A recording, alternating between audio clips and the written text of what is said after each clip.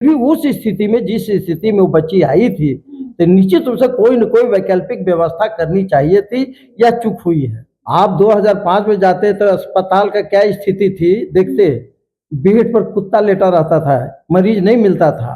पूरे देश में डोमिसाइल नीति नहीं लागू होनी चाहिए, क्योंकि जब तक हम देश की राष्ट्रीय भावना तभी जगेगी जब यहाँ के लोग दूसरे जगह जाए, दूसरे जगह के लोग यहाँ भी कुछ आए। एक परसेंटेज तय होनी चाहिए कि हम स्टेट के बाहर के 10% लेंगे, तो ताकि बिहार के भी बाहर के लोग यहाँ आए, और दूसरे राज्यों को भी सोचना चाहिए कि वहाँ भी 10% दूसरे राज्यों से वहाँ लेना चाहिए। नमस्कार, लाइव बिहार देख रहे हैं आप, आपके साथ मैं स्नेहा गुप्ता। इस समय बिहार की राजनीति काफी गरमाई हुई है, और ऐसे में जहां एक तरफ आज डोमिसाइल नीति को लेकर प्रोटेस्ट चल रहा है, तो दूसरी तरफ राहुल गांधी लगातार ऑपरेशन सिंदूर को लेकर बयानबाजी कर रहे हैं, और इल्जाम लग रहा है कि सेना का हौसला जो है वो गिराने का काम कर रहा है। आज हमारे साथ खास बातचीत करने के लिए आपको बता दें कि बीजेपी के वरिष्ठ नेता और पूर्व एमएलसी रहे, राजद में भी थे, जेडीयू में भी थे, और अब बीजेपी में है, डॉक्टर उपेंद्र प्रसाद सीधे जुड़ेंगे। पहले तो बहुत शुक्रिया बात करने के लिए। धन्यवाद। उपेंद्र जी, सबसे पहले जो राजनीतिक माहौल है बिहार का, आप उसको कैसे देख रहे हैं? देखिए, यदि राजनीतिक माहौल को बिहार के बारे में समझना है तो 2005 के पहले को भी बिहार में जाना पड़ेगा। 2005 के पहले बिहार क्या था, आवाज बिहार क्या है, ये तब आप समझ पाइएगा कि आज बिहार कहाँ से कहाँ पहुँच गया है। निश्चित रूप से बिहार का माहौल बहुत ही सुंदर है, और आज तो बिहार को बहुत श्रद्धा की नज़र से लोग देख रहे हैं। पहले तो बिहार का मतलब एक गाली का पर्याय बन चुका था। 2005 के पहले बिहारी कहने में लोग को, बिहारी व्यक्ति को अपने आप में शर्म आती थी, लेकिन आज तो गर्व से कहीं भी देश या दुनिया के किसी भी क्षेत्र में जाता है तो गर्व से कहता है कि मैं बिहारी हूँ, और लोग इसको सम्मान देते हैं बिहारी जानकर। आप भी वही जंगल राज के बारे में कहना चाह रहे हैं? देखिए, एक समय था जब शुरू जो हुआ था जंगल राज, एक बैग तो नहीं हुआ, लेकिन निश्चित रूप से धीरे धीरे जो कार्य शैली रही उस समय की सरकार की, तो निश्चित रूप से जंगल राज में तो परिवर्तित हो ही गया था। और मैं नहीं कह रहा हूँ, लोग नहीं कह रहे हैं, ये माननीय पटना उच्च न्यायालय का एक कमेंट था, इसके बाद ही ये शुरू हुआ। और जब आम लोग जब इसके बारे में जब विचार करने लगा तो निश्चित रूप से लगा कि जंगल राज क्या होता है। आज भी यदि आप 2005 के पहले का बिहार को देखेंगे तो बहुत लोगों का दिल कांप उठता है। अच्छा, अभी जो मौजूदा स्थिति है, आपको भी पता होगा, मुजफ्फरपुर दुष्कर्म कांड, पीएमसीएच के बाहर वो बच्ची, वो नाबालिग बच्ची, रेप पीड़िता बोलने 9 साल की बच्ची को 9 घंटे इंतजार करवाया गया।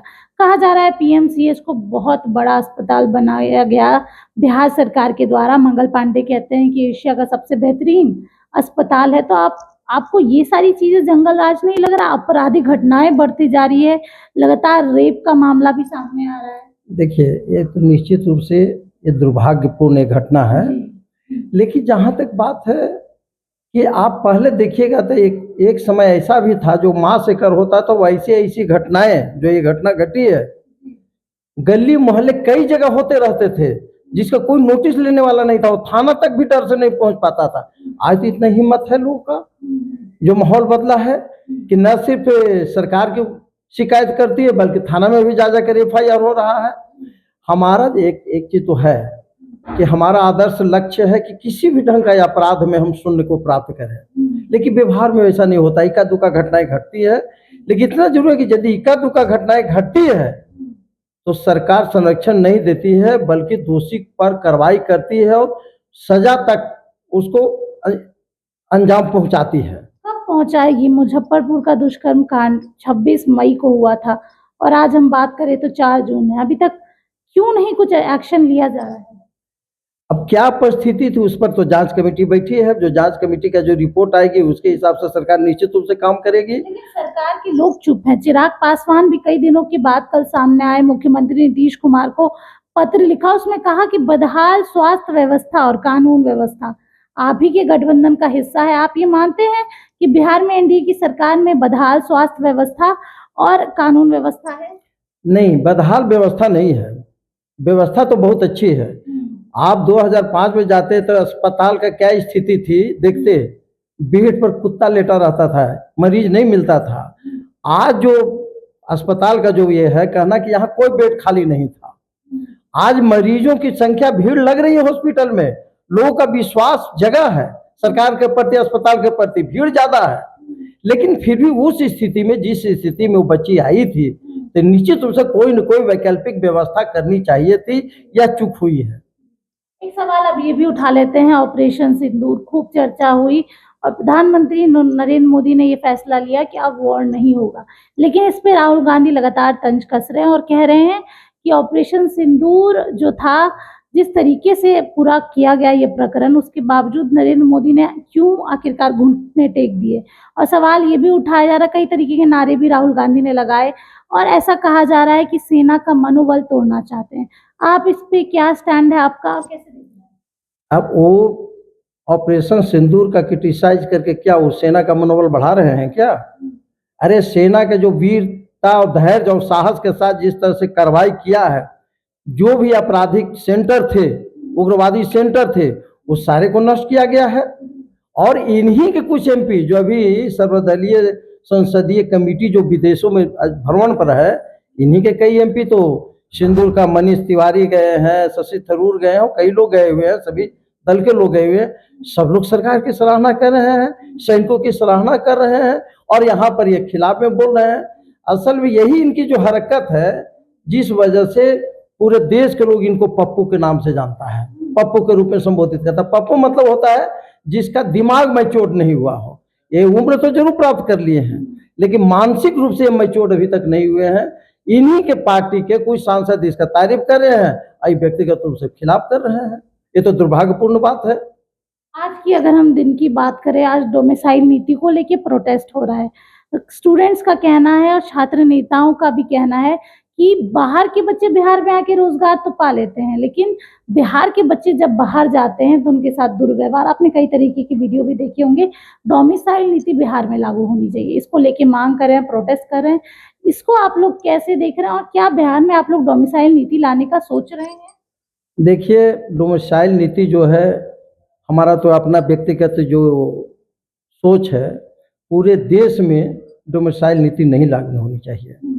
क्योंकि जब तक हम देश की राष्ट्रीय भावना तभी जगेगी जब यहाँ के लोग दूसरे जगह जाए, दूसरे जगह के लोग यहाँ भी कुछ आए। एक परसेंटेज तय होनी चाहिए कि हम स्टेट के बाहर के 10% लेंगे, तो ताकि बिहार के भी बाहर के लोग यहाँ आए, और दूसरे राज्यों को भी सोचना चाहिए कि वहाँ भी 10% दूसरे राज्यों से वहाँ लेना चाहिए। तो इसमें एक राष्ट्रीय भावना रहती है। ऐसे तो क्षेत्रीयता बढ़ेगी। बिहार कहेगा कि हम बिहार में किसी को नहीं आने देंगे, पंजाब कहेगा हम पंजाब में नहीं किसी को आने देंगे। बच्चों के साथ तो गलत होता है ना, जब बाहर जाते हैं तो हमेशा ही कुछ वीडियोस आपने देखे होंगे, तस्वीरें देखी होंगी, एग्जाम देने जाते हैं तब परेशान किया जाता है। तो अगर अन्य राज्य कर रहा है तो बिहार पीछे क्यों है? इसीलिए तो ये आंदोलन हो रहा है। मैं तो यही कह रहा हूँ कि इस स्थिति में केंद्र सरकार को हस्तक्षेप करनी चाहिए, एकदम हस्तक्षेप करनी चाहिए, और हर एक स्टेट में डोमिसाइल नीति को समाप्त करनी चाहिए। और इसमें होनी चाहिए, एक परसेंटेज तय कर देना चाहिए कि इस स्टेट के अलावा बाहर के स्टेट के कितने जाएं। इससे एक राष्ट्रीय भावना कायम रहेगी। क्षेत्रीयता जो आज आए दिन जो उभर रहे हैं, क्षेत्रीयता की भावना समाप्त हो। एक सवाल और भी ले लेते हैं। ये साल बिहार विधानसभा का साल है, चुनावी वर्ष है, ऐसे में सीटों को लेकर काफी तनातनी देखने को मिल रही है। आप भी एनडीए का हिस्सा हैं, 5 पार्टियां और हैं, घटक दल और हैं, और कहा जा रहा है कि प्रेशर पॉलिटिक्स कर रहे हैं चिराग पासवान। क्या स्थिति है अभी एनडीए की? नहीं, वैसा कुछ नहीं है। सब बड़े बड़े नेता जो अपने अपने पार्टी के घटक दल के लोग हैं, आपस में सब बड़े बड़े लोग बैठेंगे जो मेन लीडर हैं, और यहाँ किसी ढंग का कोई विवाद नहीं होगा। प्रेशर पॉलिटिक्स कुछ नहीं होगा। कोई प्रेशर पॉलिटिक्स नहीं। सब जानते हैं, अपनी क्षमता को जानते हैं। जिनकी जितनी क्षमता है उतना सम्मान मिलेगा। जिसका जो आधार क्षेत्र है उस आधार में उनकी सहभागिता रहेगी, उनके प्रतिनिधित्व दिया जाएगा। भारतीय जनता पार्टी कितने सीटों पे लड़ेगी? नहीं, ये तो नेता लोग समझेंगे ना, इसके लिए हम इंटाइटल नहीं। इसके लिए राष्ट्रीय अध्यक्ष हैं, प्रदेश अध्यक्ष हैं, संसदीय बोर्ड के हैं, उप मुख्यमंत्री जी हैं, सब लोग मिलकर तय करेंगे। जो पार्टी का निर्णय होगा, जो एनडीए का निर्णय होगा, हम कार्यकर्ता लोग सब उसके साथ हैं। बिल्कुल। अच्छा, आप तो राजद में भी रहे, जेडीयू में भी रहे, भारतीय जनता पार्टी में अभी हैं, ये बताइए, आपने तो सब पार्टियां देख ली, भारतीय जनता पार्टी की खासियत क्या है? देखिए, वैचारिक दृष्टि से हमारा कहीं कोई मतभेद नहीं रहा, व्यक्ति के नेतृत्व से हमको मतभेद हुआ, इसलिए मैंने ये पार्टी किया छोड़ा। हम लोग तो समाजवादी विचारधारा पृष्ठभूमि से आए और निश्चित रूप से समाजवादी में डॉक्टर लोहिया से बड़ा इस देश में कोई समाजवादी नहीं हुआ जिनके इर्द गिर्द आज भी भारतीय राजनीति घूम रहा है। तो डॉक्टर लोहिया का भी जितने भी आंदोलन हुए उस समय कांग्रेस टारगेट में रहता था और कांग्रेस में एक बड़ा आरोप लगता था उस समय भ्रष्टाचार का, परिवारवाद का, क्योंकि गांधी परिवार ही उसका की पोस्ट लेगा, तो उसके खिलाफ डॉक्टर लोहिया का आंदोलन चलता था। तो उस जितने भी आंदोलन चला सब में जनसंघ था, उस समय जनसंघ के नाम से जाना जाता था राजनीतिक पार्टी, आज के डेट में वही भारतीय जनता पार्टी है। तो समाजवादी पार्टी और भारतीय जनता पार्टी में कोई अंतर नहीं है, दोनों साथ साथ चले हैं। बीच में जो कुजात समाजवादी लोग जो पैदा ले लिए हैं, जो डॉक्टर लोहिया ने जो आंदोलन छेड़ा था वंशवाद और परिवारवाद के खिलाफ, इन जब कुजात समाजवादियों के हाथ में जब यही नेतृत्व जाता है समाजवादियों का, तो जितना ये लोग परिवारवादी और भ्रष्टाचारी हो गए। आज तो देख रहे हैं बड़े बड़े जो हमारे यहाँ के जो समाजवादी नेता है, एक बार जेल में रहता है, एक बार बाहर आता है, भ्रष्टाचार के ऐसे आरोप लगे। एक तो और उनके पुत्र तो भ्रष्टाचार के बुनियाद पर उनकी राजनीति की शुरुआत हुई है। तो दोनों इस स्थिति में थे, तो उस स्थिति में उनके साथ रहकर काम करना तो मुनासिब नहीं लगा। और मैं देखा कि जो भी समाजवादी लोग थे जो डॉक्टर लोहिया का नाम लेते हैं बेईमानी कर रहे हैं। इसलिए डॉक्टर लोहिया का जो आंदोलन तब से जो चला है, संयुक्त आंदोलन जनसंघ के साथ, आज भारतीय जनता पार्टी के साथ, आज भी भारतीय जनता पार्टी उस दिशा में आंदोलनरत है, प्रयास कर रहा है कि हम समाज मतलब राजनीति से भ्रष्टाचार को समाप्त करेंगे, परिवारवाद को समाप्त करेंगे। इसका आंदोलन चले, इसलिए मैं भी इसके साथ हूँ। तेजस्वी यादव को कैसे देखते हैं, क्योंकि नेता प्रतिपक्ष भी हैं, महागठबंधन के कह सकते हैं चेहरे हैं, मुख्यमंत्री के भावी चेहरे हैं, उनकी राजनीति को आप कैसे देखते हैं? वो मुंगेरी लाल के हसीन सपने देख रहे हैं, इनका ये कभी पूरा होने वाला नहीं है। निश्चित रूप से इतना जो सीट आ गया, एनडीए का वोट का जो बंटवारा हो गया पिछले दिनों, चिराग जी और कई लोग थे, जिस वजह से हुआ, नहीं तो उनका 2010 वाली स्थिति इस बार आएगी 25 में, 20 से ज्यादा नहीं जाएंगे। देखिए सीधे तौर पे कह रहे हैं 20 से ज्यादा नहीं जाएगा। बिहार के तमाम मुद्दों पे हमने बातचीत की, सीट शेयरिंग से लेके डोमिसाइल नीति और राहुल गांधी के बयान को लेकर। अभी कुछ क्या राय प्रतिक्रिया है आप जरूर कमेंट सेक्शन में बताएं। तब तक के लिए बहुत बहुत शुक्रिया।